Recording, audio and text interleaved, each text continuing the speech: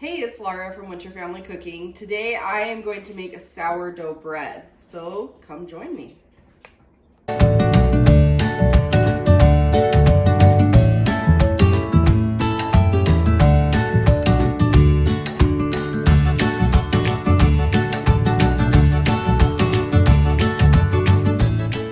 So first thing we are going to do is combine all the ingredients.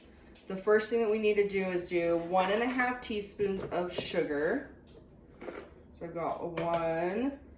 We're gonna put it right into the mixer here. And 1/2 teaspoons of sugar. You need 1.5 teaspoons of salt.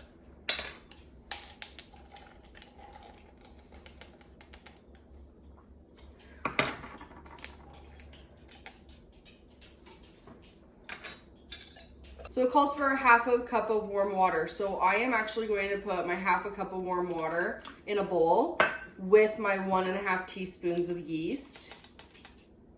So there's 1, here's 1/2, and we're going to give that a stir. Just kind of let it sit here for a minute while we do the rest of the stuff. So I'm just gonna push that off to the side here. Leave it there. Next thing we're going to do is do 2.5 cups of flour. So I'm going to do 2.5 cups. You can weigh this to do this. If you don't want to weigh it, which I'm not going to weigh it, I'm not going to take the time to do that. It's best just to spoon it in so you're not compacting too much flour into this. So I'm spooning this in.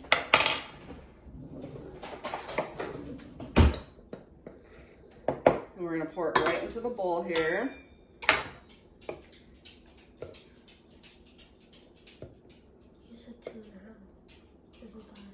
This is a 1 cup. Oh. So we're doing 2.5.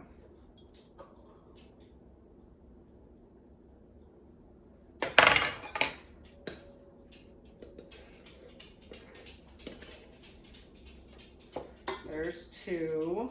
And then I used that 1/2 and it got wet. So let me grab another 1/2 cup here.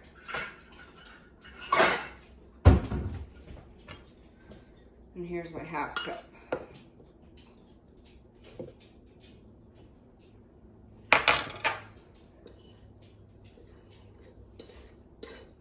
And 1/2. Now, because this is a sourdough bread, we need a starter or a fed sourdough. How am I saying that? A ripe sourdough starter is what I'm trying to say. You need 2 cups. So I fed my sourdough yesterday and got it ready. So it's just been sitting on the counter overnight. I am just under 2 cups. I was a little disappointed actually. I thought I had enough. So I'm just under 2 cups. We're gonna use it. I'm not gonna try to make more for this where I'm so close to having 2 cups exactly. So 2 cups is going to go into this.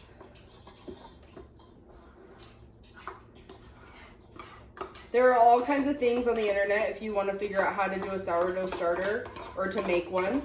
My wonderful neighbor gave me one, so I have been using that one. And she actually got it from another neighbor. So get every bit of it out here where I was slightly short.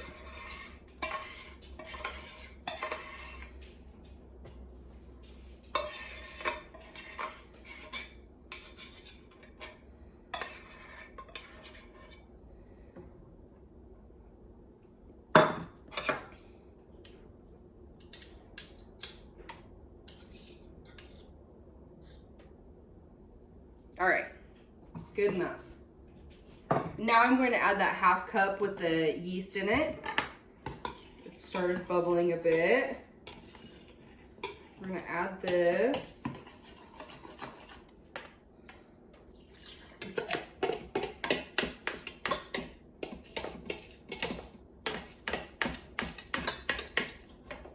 All right, there we go. Now we're gonna just mix all of this together.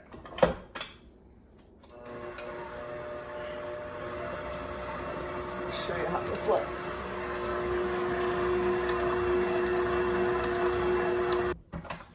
The dough just finished up. Let me show you what it looks like. So it's nice and smooth and round, And what we are going to do is we are going to put this right into a grease bowl. So I've greased this with just a little bit of olive oil. We're going to take this. Huh?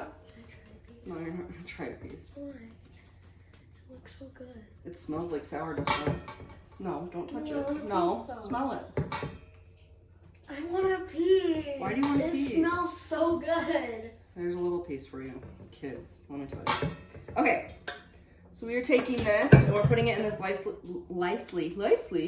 lightly greased bowl. We're going to cover it for 45. I grabbed aluminum foil, not wrap. Ahoy, mateys! Okay. Dough is in the bowl, like I was saying. We got cling wrap this time. So we are going to put this I'm just going to set this on my oven in the back. But I'm going to put cling wrap over this. It's going to sit there for 45 minutes to an hour. And I am going to attempt to use this. Struggle's real. We're going to spray the top just so it doesn't stick to it. Cover it. Just like that. 45 minutes to an hour. We'll come back and get it into our pan. The dough has been sitting here covered for just over an hour. We ate breakfast, so it sat a little bit longer. But this is what it looks like. It's nice and puffed up.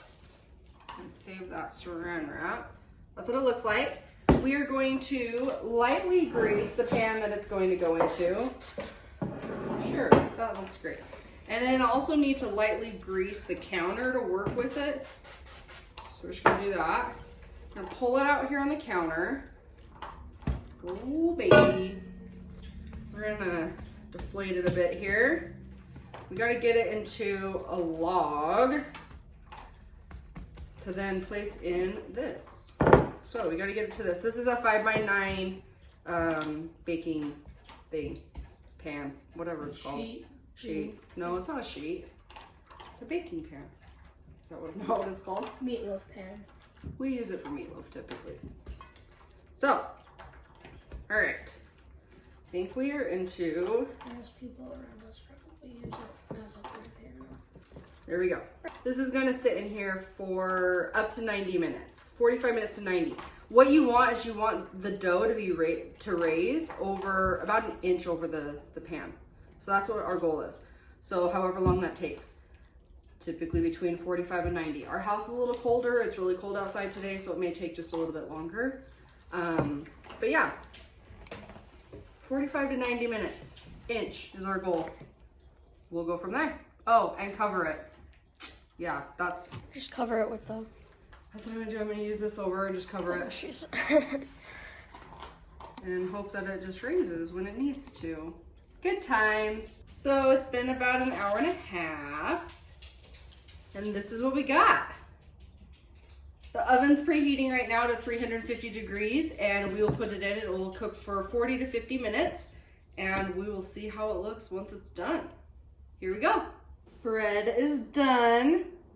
Just pulled it out. It's really hot. So we have to let it sit like this for a couple minutes and then I will dump it out onto a cooling rack and let it finish cooling down. If you cut into it right now, it will probably just collapse on you.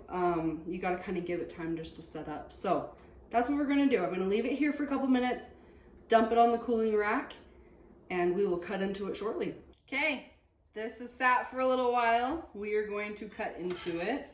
Janae is patiently waiting for a piece. She likes the end. So we're going to give her the end. It's still warm. It smells so good. Try it. Stay here. Try it.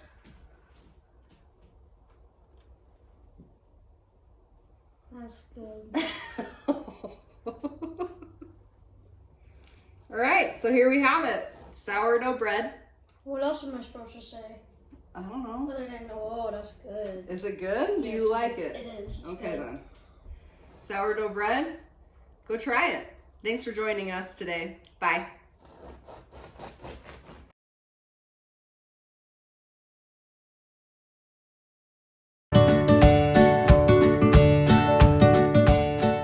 Ahoy, mateys! Sourdough bread. You gotta try it. Yes, you do.